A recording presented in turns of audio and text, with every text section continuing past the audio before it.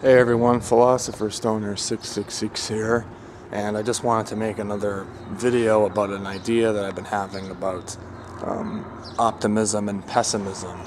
And I've sort of come to the conclusion that the truth lies in the extremes. So I'll give you an example. I've been reading this book, Maximum Achievement.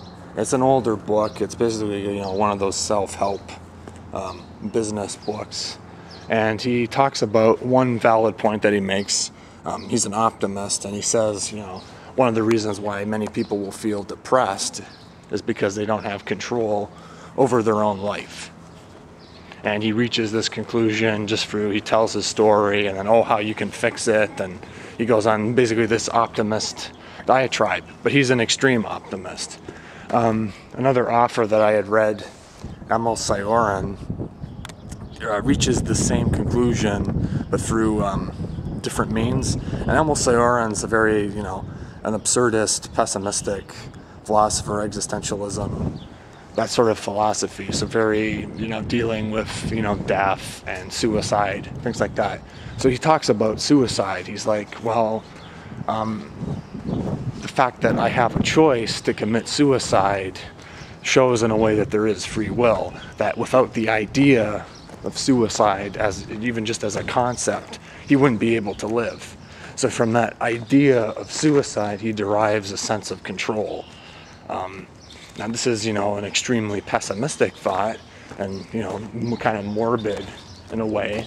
And it's not something that I disagree with, but he reaches the same sort of conclusion. So you can derive this sense of free will, this sense of control, always knowing that, if things get too tough in your own life, you can always run in front of a train and kill yourself, or, shoot yourself in the head, or, whatever. But it's fundamentally, both of them talk about that whole aspect of feeling in control. And they get different, some more positive, some more negative.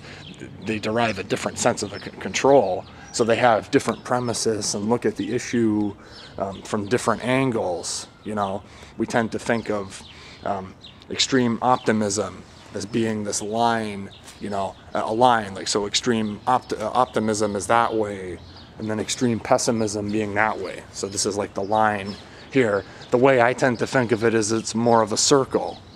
It's more of a circle. And people are always going on about, how, the answer lies in the middle. I don't necessarily think the answer lies in the middle. I think it resides in those extremes. So it's either one of the two, either the extreme optimism or the extreme pessimism that's going to be true. And in a way, they sort of form a circle and wind up basically through different ways of thinking, through different premises, they arrive at the same conclusion. So in a weird way, they sort of cancel each other out. So instead of being this line of polar opposites, I think they're one and the same. Not really a don't mistake for what I'm talking about for being a sort of moderation or being the middle ground. I'm saying that one of the extremes is correct, but that they basically wind up being the same thing anyway at the end of the day, if that makes any sense. Just a weird idea that's been floating around in my head. Philosopher Stoner 666 out.